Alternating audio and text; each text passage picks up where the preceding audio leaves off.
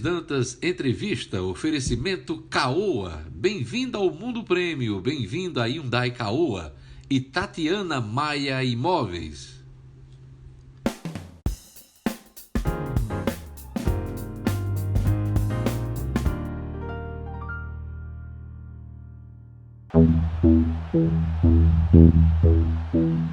Finalmente, o futebol masculino do Brasil conquista o tão sonhado ouro olímpico.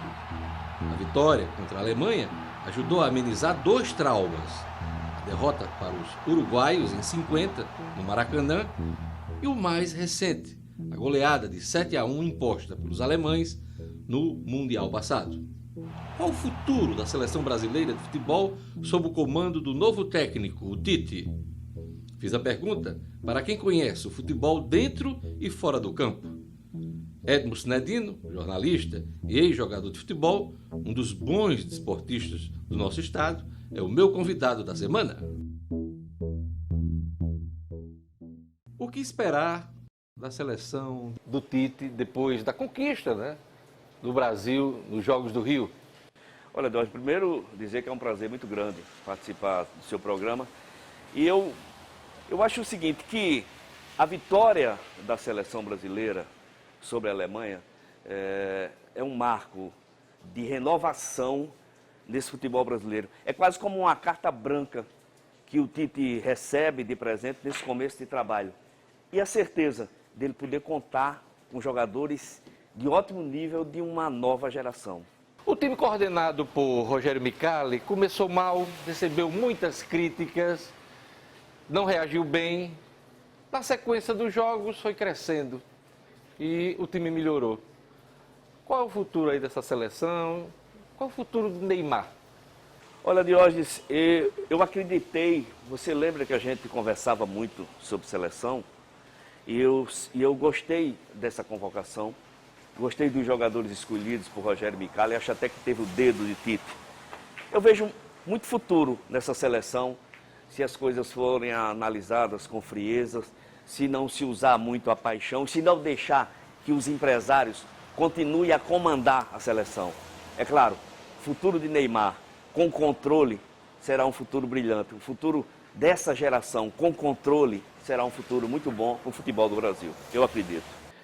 O 7-1 do Mineirão foi mais do que um resultado desastroso, humilhante para o Brasil. Para muita gente, foi a prova de que o futebol brasileiro vai mal das pernas. A corrupção é o principal mal vivido pelos futebolistas e pelos torcedores? Olha, Diógenes, eu não tenho nenhuma dúvida que a corrupção no futebol brasileiro é, sem dúvida nenhuma, o câncer que corrompe, o câncer que destrói. Todas as federações, todos os clubes sofrem com esse mal. A nossa CBF, enquanto não houver uma renovação completa, enquanto não houver uma ação para que se mude a estrutura da CBF, a estrutura da escolha de presidente de CBF, de presidente de federações, nós vamos ter um futebol capenga. É o que eu imagino. Eu não acho que isso aconteça tão cedo. Por isso eu prevejo um futuro ruim para o futebol brasileiro ainda por muitos anos. Mesmo diante dessas investigações no âmbito da FIFA, mesmo diante do afastamento de dirigentes corruptos da CBF aqui no Brasil, mesmo diante desse processo? Mesmo diante desse processo, sabe, Diógenes? Porque esse processo ele começa, escolhe um, pune um, mas os substitutos continuam a fazer exatamente as mesmas coisas, com a diferença de Ricardo Teixeira para Marim, ou de Marim para Marco Polo Del Nero, para um presidente de federação que passou, para um presidente de federação que entrou. Continua as mesmas práticas, a mesma corrupção, as mesmas safadezas, infelizmente. E padecem os clubes, padecem os jogadores, padecem o futebol e o público como um todo. Mesmo com a fiscalização maior, mesmo com movimentos como o Bom Senso Futebol Clube? Eu acho que esse movimento Bom Senso Futebol Clube, ele precisa, eu acho que a tendência é de crescimento, mas precisa crescer muito mais. Precisa que aconteça um envolvimento muito maior dos atletas e do público de uma maneira geral, para que esse clamor, para que esse ajuntamento de vozes possa realmente tornar esse movimento Bom Senso forte e tornar realidade o que ele pretende, as mudanças que ele pretende fazer de hoje. Edmo, você foi jogador de futebol durante 12 anos e largou a carreira desenganado com as coisas que viu no futebol. O que houve? Olha, Diógenes, deixa eu botar essa bola aqui e eu lhe respondo. Deixa eu dar essa tacada de primeira. A azul estava melhor ali. A azul estava melhor. O que houve? Olha, Diógenes, atrasos de salários, promessas não cumpridas, falta de perspectiva, muitas coisas se juntaram para que aos 30 anos eu resolvesse parar de jogar futebol. Eu não vi mais chance de crescimento. Na minha época, 1988, o ano que eu parei, não tinha empresários para lhe dar uma oportunidade fora do Brasil.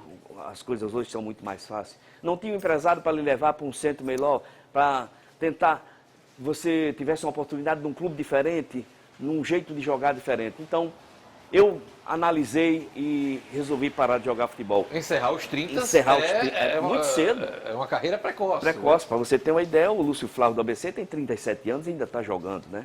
Então, aos 30 anos eu parei para procurar fazer outra coisa antes que fosse tarde, que eu tive medo de parar de jogar futebol e ficar sem ter o que fazer. Ficar tendo que estar com a cuia estirada na porta de dirigente de futebol. Isso eu nunca quis. Sinedino, você jogou em vários times do Nordeste, mas o Alecrim Futebol Clube foi a sua principal casa. Quais os momentos mais marcantes? Foram muitos momentos de sofrimento, de aperto, de agonia. O nosso futebol, ainda o nosso Alecrim, o meu Alecrim, ainda hoje não é um clube profissional. Aliás, o futebol do Rio Grande do Norte tem poucos clubes que agem com profissionalismo. Então foram muitos momentos. Mas eu prefiro lembrar dos momentos de alegria, eu prefiro lembrar dos momentos de emoção. Você foi bicampeão estadual, né? 80. Nós ganhamos títulos de Taça Cidade Natal, mas o mais emocionante e importante realmente foi o título de bicampeão 85, 86. 85 especialmente porque tinha acabado de nascer o meu primeiro filho, né? E nós agradecemos essa conquista na Praça Padre João Maria. Dimitri? Meu filho Dimitri no braço, tinha 6 meses de nascido, então foi um momento muito especial, muito, muito especial na minha vida. Além do Dimitri, quantos filhos? Eu tenho mais 3 filhos além do Dimitri, tenho o Felipe, a Ludmila e o João Vitor. E já tenho 2 netos. Tem um que gosta muito de futebol, é o Filipinho. Né? Filipinho. Está dividido entre o futebol e o judô, né? Ultimamente, por influência do pai, está indo mais para o judô. A influência do avô está perdendo. Quem conhece Edmo Sinedino sabe do orgulho dele de um jogo do Alecrim no Maracanã contra o Botafogo, que é o time de paixão do Edmo Sinedino no Rio de Janeiro. Que orgulho é esse? Conta pra gente. Olha, Diógenes, 1986, Campeonato Nacional, Alecrim e Botafogo. Realmente uma emoção, enfrentar um clube que eu aprendi a amar, né? Por causa de Garrincha, de Paulo César. Você já era torcedor do Botafogo? Já era torcedor do Botafogo e ia enfrentar meu ex-clube. E eu tinha como ídolo na imprensa brasileira o João Sem Medo, o João Saldanha. E depois eu fiquei sabendo que eu fui escolhido por João Saldanha naquele dia o melhor jogador da partida, mesmo o Alecrim tendo perdido de 2-1. João Saldanha, que foi jornalista, foi técnico da seleção brasileira em 1970, né? Gol Sem Medo. Foi o criador das feras do Saldanha, o grande responsável pelo título, na verdade, de 1970, aquele time. Ele armou todo o time, Zagallo só botou em campo. Só botou em campo, Zagallo botou em campo. Então, o elogio de João Saldanha, para mim, é o registro mais especial e honroso que eu tenho na minha carreira, além do fato de meu nome constar ao lado do de Odilon no Museu do Esporte de São Paulo como os ídolos do Alecrim, da história do Alecrim. O Museu do Esporte, que fica no Pacaembu, em São Paulo, eu conheci e vi. Edmo, você foi jogador de futebol no Nordeste brasileiro, longe dos grandes salários, dos grandes clubes do país. Enfrentou a vida dura de jogador de futebol. Alguma coisa mudou hoje? Os salários dos jogadores profissionais hoje em dia, aliás, só tendem a aumentar. Essa realidade mudou um pouco, mas a realidade da diferença continua. Existem os jogadores de mega salários, existem os jogadores que praticamente não têm como pagar suas contas no final do mês. Jogadores que fazem contrato de 3 meses e passam praticamente o resto do ano sem trabalhar. Então, essa realidade não mudou. Eu acho que continua essa diferença muito grande no futebol brasileiro e até no futebol do mundo, sem nenhuma dúvida. Só para o nosso telespectador ter uma ideia de como a vida era dura, né? Diferente dos grandes craques, dos grandes salários hoje. Qual é a história que você lembra para representar essa ilustrar bem a dificuldade, a dureza? A dureza. Olha só, Diógenes, em 1984, eu e Odilon, nós fomos contratados por 13 de Campina Grande. Então, quando nós chegamos, né, a imprensa em cima, e nós almoçávamos todos os dias e jantávamos no restaurante da estação. Chique, lá de da Campina estação Grande. rodoviária? Não, era um do restaurante tradicional lá na cidade, que era de uma velha estação de trem transformado num restaurante. Então, primeiro mês nós almoçamos. Que chique. Eu e Odilon chegávamos, bem tratados pelos garçons. O 13 começou a jogar, os resultados não apareceram. A primeira derrota, a segunda, o time parece que não ia chegar. Aí um belo dia, quando eu e Odilon chegamos para almoçar, aí o garçom, muito constrangido, chegou para mim e disse: Edmo, Odilon, sinto muito, mas a refeição de vocês foi suspensa. Cortada. Cortaram a suspensa. Aí eu disse: e a gente vai fazer o que agora? A gente vai comer aonde? Ele disse: não, o dirigente, seu fulano de tal, disse que vocês se virassem lá pela sede. Aí sabe o que acontecia, Diógenes? Nós chegamos até a passar fome. Aí tinha um jogador chamado Américo, que arrumou um namoro, uma morenona que tinha um acarajé, um negócio na feira. Aí a gente se valeu desse namoro de Américo para poder comer alguma coisinha diferente. Quem salvou vocês foi a baiana. Foi a baiana que morava em Campina Grande, namorada do jogador de São Paulo, Américo. O acarajé dela era bom, não? Era bom, era bom.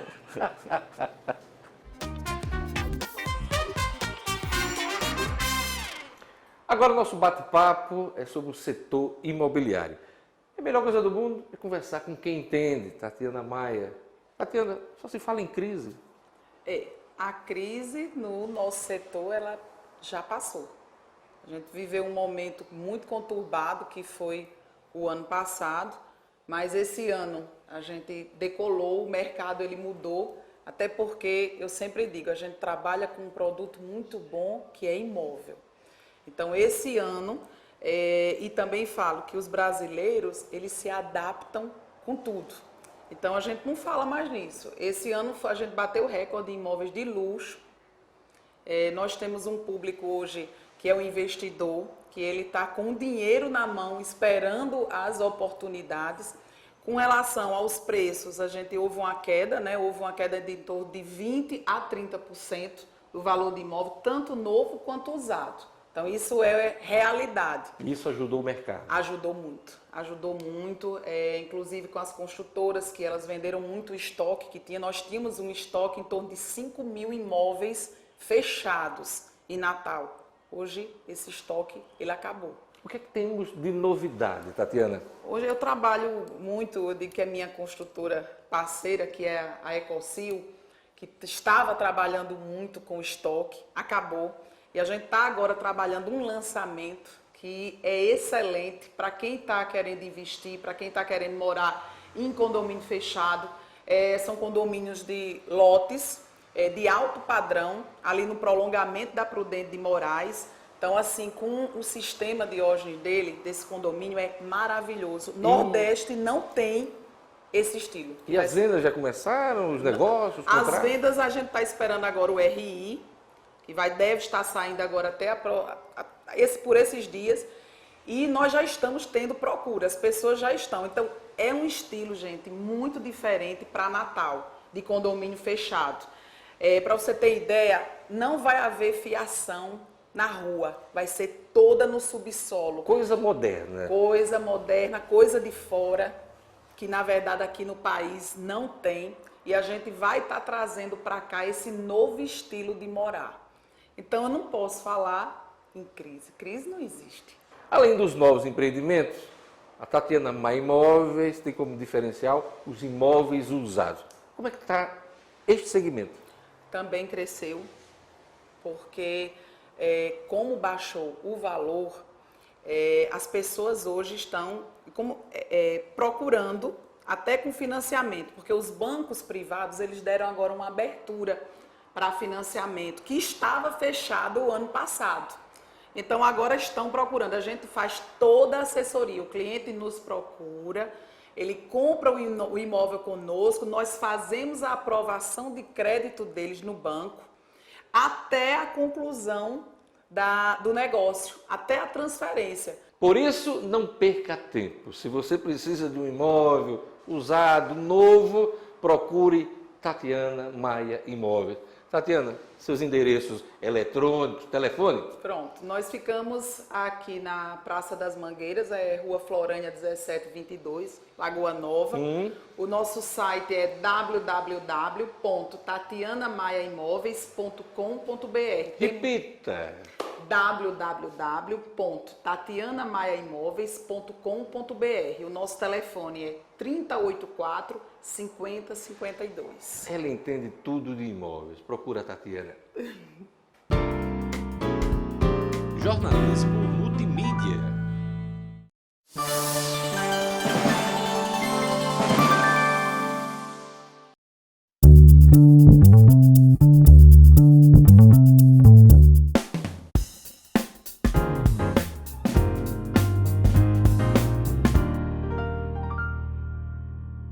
Sinedino, em 88 você largou o futebol e abraçou o jornalismo. Como é que o jornalismo entrou na sua vida? Olha só, Diógenes, que essa é uma história muito especial. Eu fui contratado, indicado por meu tio Silvino Sinedino. Ele chegou e disse: Edno, você vai trabalhar no diário, você vai começar como estafeta de redação, mas eu sei que você é um menino inteligente, você vai crescer lá dentro. Temos uma coisa em comum, né? Porque meu primeiro emprego na comunicação, no jornalismo, foi dado por seu tio, Silvino Sinedino. A diferença dos empregos, né? Bom, estafeta de redação. Aí o que acontecia? Quando terminava as páginas, eu tinha que levar E nos intervalos eu ficava batendo na máquina, escrevendo meus textos, que eu sempre gostei de escrever crônicas. E a Luiz Lacerda, que todo mundo conhece, jornalista renomado aqui em Natal, um dia eu senti a presença dele nas minhas costas, lendo o que eu estava escrevendo por cima do meu ombro. E eu senti a Luiz Lacerda, escutei a Luiz Lacerda sair, chegar para Margarete Menezes e dizer assim: esse irmão de Edilma escreve bem pra porra. Aquele jeito dele. Quando foi de tarde hoje, ele me convidou para ser repórter de polícia. Veja só. Eu disse: Luiz, eu Aliás, topo. onde muitos começaram Exatamente. no jornalismo impresso. Exatamente, onde muitos começaram no jornalismo impresso. Eu disse a Luiz: eu topo ser jornalista de polícia, ser repórter de polícia.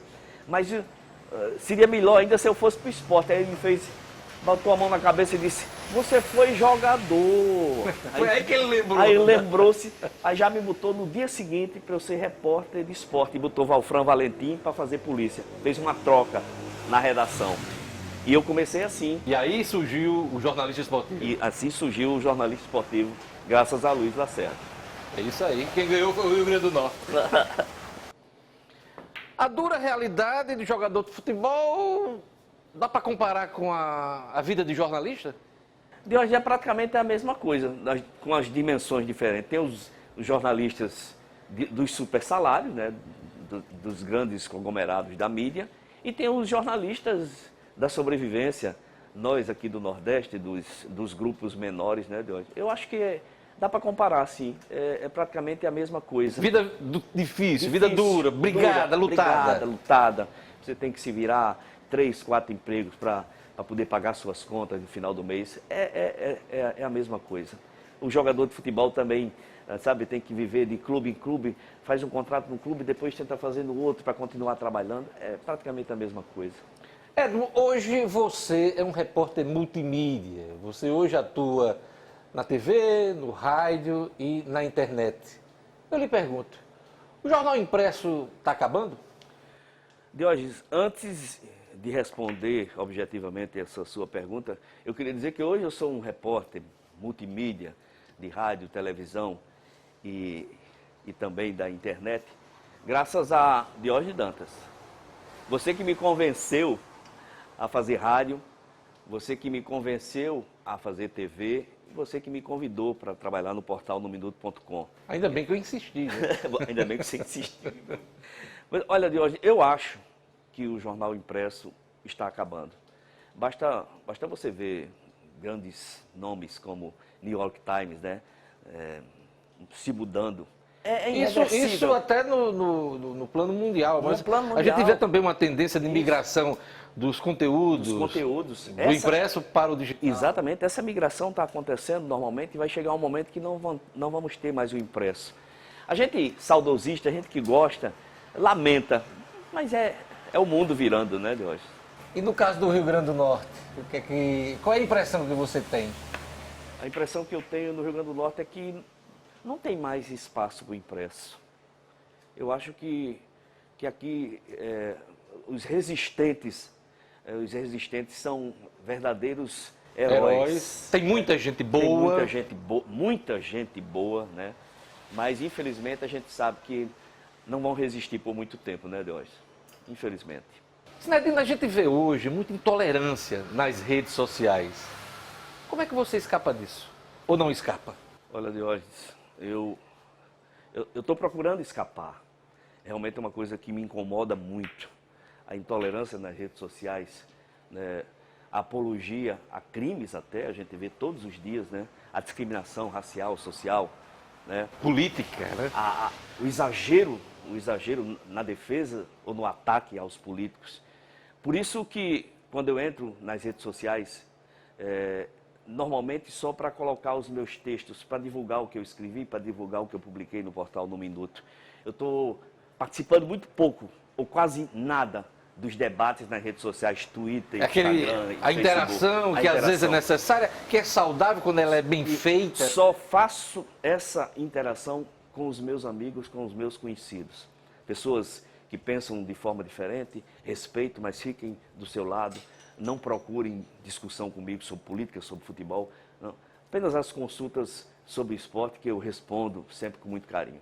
Sinedino, a gente vive tempos difíceis na política, né? Nós estamos assistindo mais um impeachment do presidente da República, no caso, a presidente Dilma Rousseff. Este episódio lhe motivou a se filiar a um partido político, Partido dos Trabalhadores? Eu lhe pergunto, você pensa em concorrer a eleições? Não, Diógenes. Olha só que coincidência. Eu me filiei ao PT justamente por achar que nesse momento em que o partido sofria muitos ataques justos e injustos, porque os ataques aos partidos políticos, eu acho que os ataques têm que ser a todos os partidos políticos, e não só ao PT, e eu me filiei somente por isso, para prestar minha solidariedade a um partido que eu sempre votei. Um gesto, mas exatamente. Concorrer à carga eletiva? Não quero. Não quero concorrer à carga eletiva, porque eu não me acho preparado para ser político. Eu acho que um político tem que ter uma preparação muito especial. Por isso que eu discordo absurdamente dos vários políticos que não nos representam, que fingem nos representar. Então, se eu tivesse uma preparação, se eu tivesse um QI, um conhecimento do que é a política, do que eu poderia fazer para melhorar a vida do povo, talvez eu concorresse. Nem o esporte lhe motiva nessa representação? Provável representação? O esporte me motiva. Se eu recebesse um convite para ser um auxiliar de um gestor, para dar umas orientações sobre o que eu conheço. A sua vivência. A minha vivência. Eu aceitaria um convite desses. Não para ser um gestor, mas para ser um auxiliar de um gestor. Se me convidassem para ser um gestor, aí eu me cercaria de várias pessoas que conhecem de esporte de maneira total, muito mais do que eu, para poder fazer algo de bom. Sinedino, fazendo uma retrospectiva, desde sua São Tomé, sua terra natal, passando pelo tempo de estudante, de jogador de futebol, jornalista, tantas lutas, tantas brigas, valeu a pena? Valeu a pena, Jorge. Eu me lembro que eu vim de São Tomé em cima da carroceria de um caminhão, né? Com toda a mudança, 1965. Eu acho, Jorge, que tudo vale a pena quando a alma não é pequena. Já dizia o poeta Fernando Pessoa. Fernando Pessoa, que eu conheci apresentado pelo meu cunhado, Francisco Maiorana, que me incentivava muito a ler. Então eu acho que valeu a pena, assim, Jorge. Adorei ser jogador de futebol, adorei a minha infância de peladas, adorei o meu tempo de estudante no Ari Parreiras, depois no Ateneu Norte-Rio-Grandense, professores maravilhosos. Adorei o meu tempo de jogador profissional, as viagens, os grandes amigos, as grandes amizades, maravilhosos amigos. No jornalismo, também maravilhosas amizades, nos nossos tempos de Diário de Natal, saudosos tempos. Batalha que continua. Batalha que continua até hoje. Então, claro que valeu a pena. Faria tudo da mesmíssima maneira. Até casaria com a mesma mulher. Ainda bem que ela está escutando, vendo o seu programa. Casaria com a mesma mulher, teria os mesmos filhos. Sem dúvida nenhuma, nenhum arrependimento. Muita realização. Olha, Hélio Cinedino vale ouro. E eu sou testemunha das lutas dele e de muitas vitórias. E que eu espero que seja assim sempre. Obrigado, Edmo, Prazer, pelo Diógenes. prazer dessa entrevista. O prazer foi meu imenso. Muito obrigado. Quem ganhou o jogo fui eu.